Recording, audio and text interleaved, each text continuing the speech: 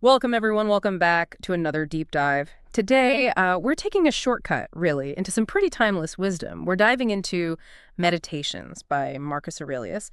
And what's fascinating right off the bat is that this isn't some, formal philosophical text.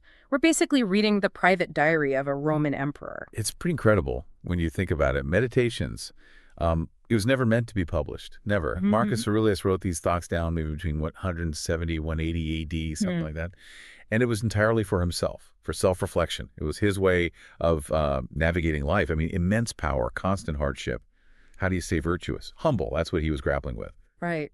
So, our mission today for you listening is to pull out the really key insights from this. We want to find the nuggets of clarity, the bits of strength that honestly feel just as relevant for your life today as they did for an emperor almost 2,000 years ago. And let's just sit with that for a second. The uniqueness of this source, it really is quite something. One of the most powerful men in history. And his legacy isn't just, battles or buildings, but this very humble, very human collection of private thoughts. Yeah, and the structure itself is part of its power, I think. It's not long essays. It's these short, almost punchy entries, like little reminders. It makes it feel really direct. Right. Less like reading a dense book and more like overhearing someone wise thinking aloud. It feels personal. It bypasses that academic feel you sometimes get. Exactly. And that directness, that format, that's why it hits home for building inner strength, especially now. I mean, the world feels so anxious sometimes, Right. overwhelming, distracting, and picking up this grounding text from centuries ago, it just cuts through the noise. It really does. Like finding a compass.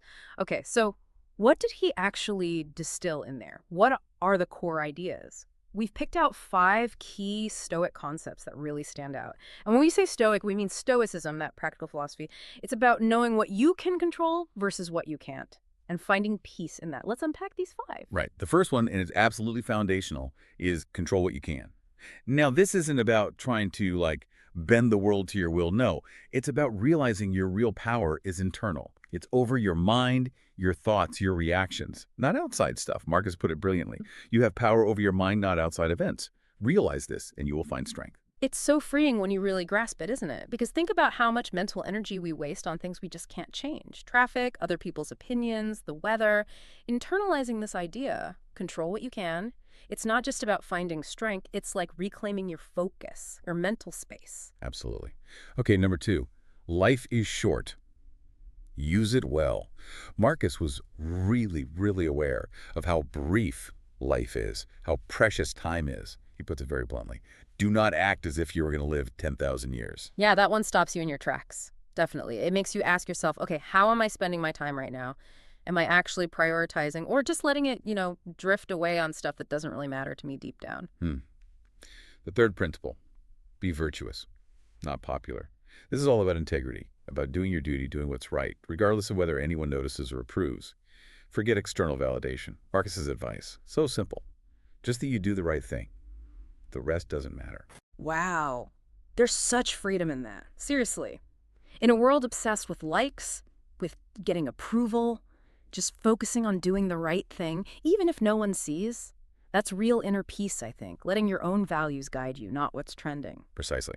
Fourth idea, accept fate gracefully. Yeah.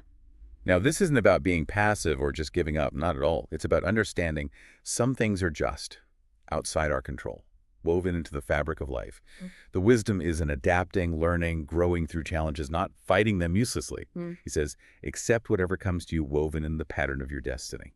Okay, this one builds resilience for sure, but it can sound a bit like resignation, can it? Like just throwing your hands up. How did Marcus, or Stoicism generally, make sure this isn't just giving up? That's a really important point. It's definitely not about passivity. Accepting fate means acknowledging what you cannot change the past, external events, other people.